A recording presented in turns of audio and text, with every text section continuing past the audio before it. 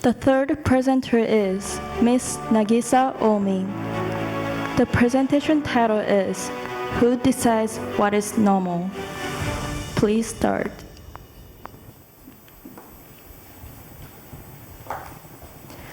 I have a habit.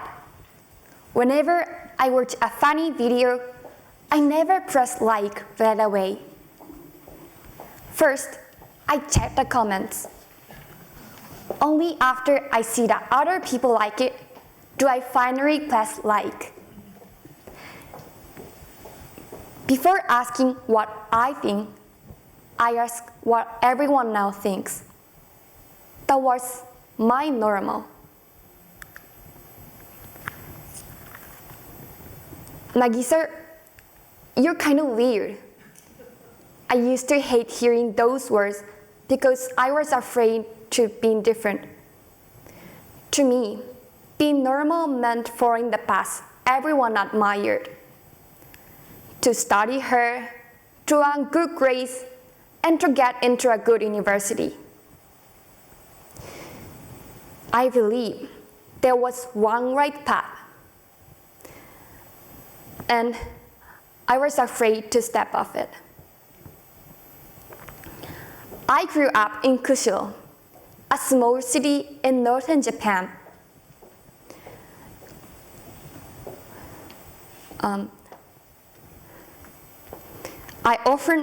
Whenever I dream about doing something big, I often have the same words. Be realistic. It's just Kyushu. Know your limits. I heard those words so many times that they became my normal. The more I heard those words, the more I wanted to challenge the limits I had come to accept as normal. So I started looking beyond my school. And whenever I found an opportunity, I took it. Once I traveled to the United States with other students from Japan. I expected America to change me, but unexpectedly, what changed me were the Japanese students. Unlike me, they were not afraid to speak of their dreams. When someone wanted to challenge themselves, no one laughed. For the first time, I saw a different kind of normal. When I came back to Japan, I wanted to improve my English more than anything else because I realized that I still had a lot to learn.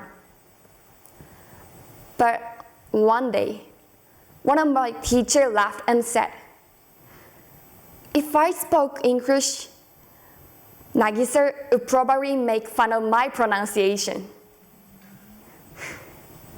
Everyone laughed, but it didn't feel like just a joke to me. Because of it, I felt like my effort didn't matter. I wanted to find a place where I could feel excited again. So I started looking beyond my school. Then I found Jam Talks. But the moment I thought about applying, I started doubting myself again. My English isn't good enough. Many of them have studied abroad. There's no way I can compete. Then one of my friends asked me, "Will you really have no regrets?" That's when I realized how different our normals were. To me, not applying felt safer. To my friend, not trying was the real risk. I had discovered a new way of thinking. So I applied. Looking back, I realized something. Every turning point in my life began with meeting people who challenged my normal. Changing what feels normal can change a person's future. So I started asking myself, how can we make that happen more often? I don't think it should depend on luck.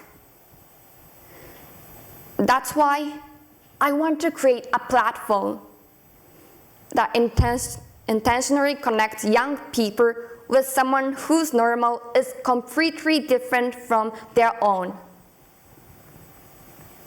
Too often, we stay surrounded by people whose normal is similar to our own. When different normal meet, they create ideas that would never have existed themselves. Otherwise, just one conversation, one mentor, or even one friend can completely change what a young person believes is possible. That's where a new normal begins. It's a starting point.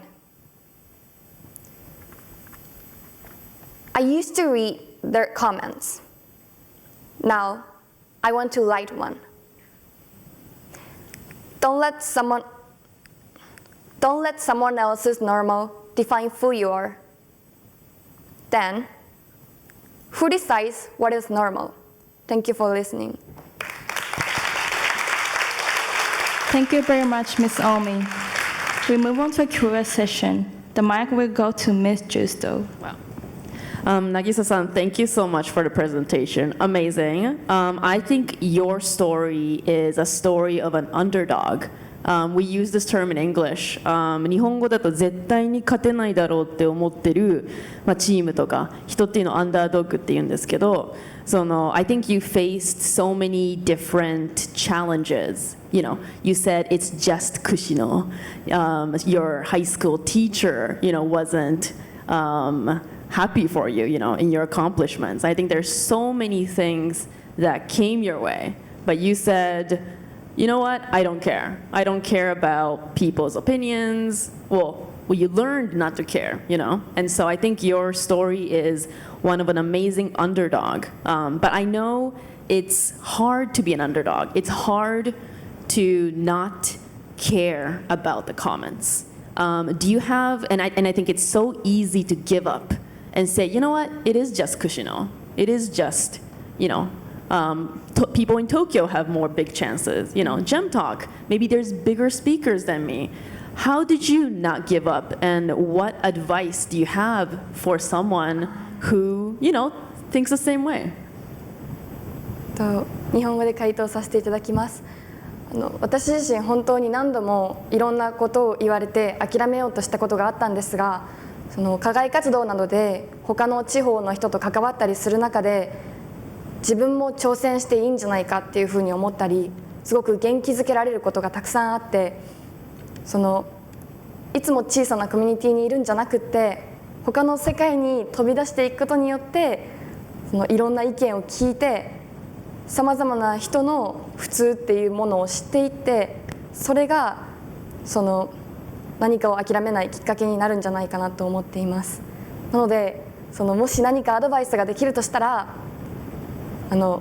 今ここに私が立っているように北海道の釧路市出身ですっていう小さいところから来たかもしれないんですけど、東京の人ばっかりで自分なんかがちゃんとプレゼンできるのかなってすごい心配でしたが、ちゃんと私はここに今立つことができているっていうのが私からのアドバイスです。Thank you so much. Thank you, Ms. Omi.